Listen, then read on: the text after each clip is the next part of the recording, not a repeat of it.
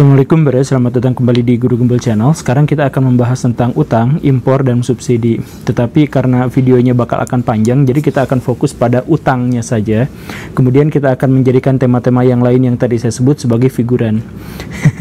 Baraya begini, banyak sekali di antara masyarakat dan khususnya pemerhati ekonomi yang melihat bahwa ada ancaman besar terkait dengan utang Indonesia yang semakin menumpuk. Misalkan sebelum-sebelumnya kita sudah dihebohkan dengan hutang Indonesia yang mencapai 4.000 triliun, tetapi kemudian masih naik lagi menjadi 5.000 triliun, dan terakhir ini ketika video ini dibuat tembus sampai 6.000 triliun. Banyak orang yang berpikir bahwa ini akan menjadi sebuah bencana yang besar, dan bencana besar itu bisa diproyeksikan kalau rumus yang tadi itu diturunkan, misal dengan menggunakan utang per kapita. Ini juga yang pernah disebutkan oleh Sandiaga Uno yang mengambil dari Ibu Sri Mulyani yang menyebut bahwa orang Indonesia itu setiap orangnya akan mendapatkan jatah utang 13 juta rupiah, dan bahkan ketika bayi yang baru dilahirkan dia sudah mendapatkan utang sebesar itu. Melihat data-data dan pernyataan ini, tentu saja banyak di antara masyarakat Indonesia yang panik dan kemudian skeptis tentang pikiran atau proyeksi masa depan Indonesia yang katanya akan menjadi salah satu kekuatan ekonomi global.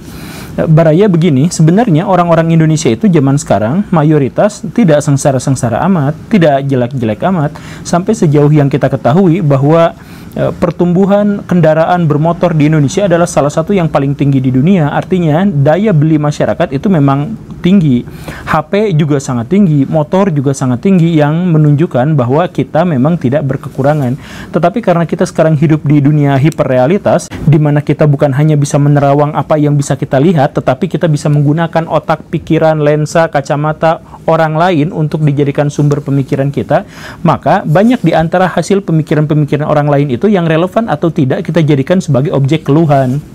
Aduh, kita sekarang miskin, aduh negara kita nggak maju dan sebagainya. Padahal kitanya baik-baik aja, HP kita kemarin aja beli dengan edisi yang lebih bagus, yang lebih baru gitu. Banyaknya keluhan itu menyebabkan banyak di antara orang-orang Indonesia yang peduli terhadap ekonomi Indonesia berusaha untuk mengajukan solusi. Dan ada beberapa di antara solusi yang diajukan itu adalah solusi-solusi yang di luar konsensus, solusi-solusi yang dianggap sebagai gagasan ekonomi baru dan sebagainya. Nah, gagasan inilah yang kemudian lama-lama menjadi sebuah poros besar, dan orang-orang yang terlibat dalam poros itu kemudian menyalahkan pemerintah.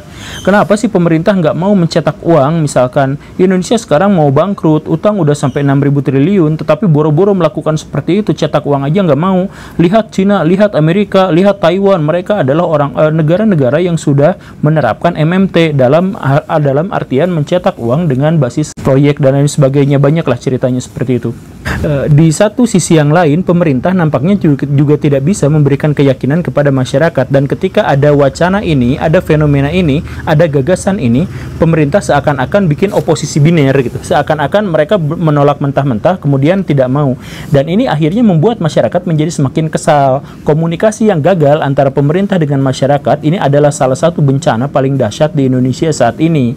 COVID misalkan tidak terselesaikan karena apa? Karena pemerintah bikin program sendiri, sedangkan masyarakat bikin program yang lain, karena banyak di antara masyarakat yang tidak setuju atau meremehkan. Tentang vaksin saja ditertawakan, bahkan COVID ini masih dijadikan konten konspirasi dan sebagainya. Nah, saya akan jelaskan bagaimana sesungguhnya ide-ide itu bermunculan.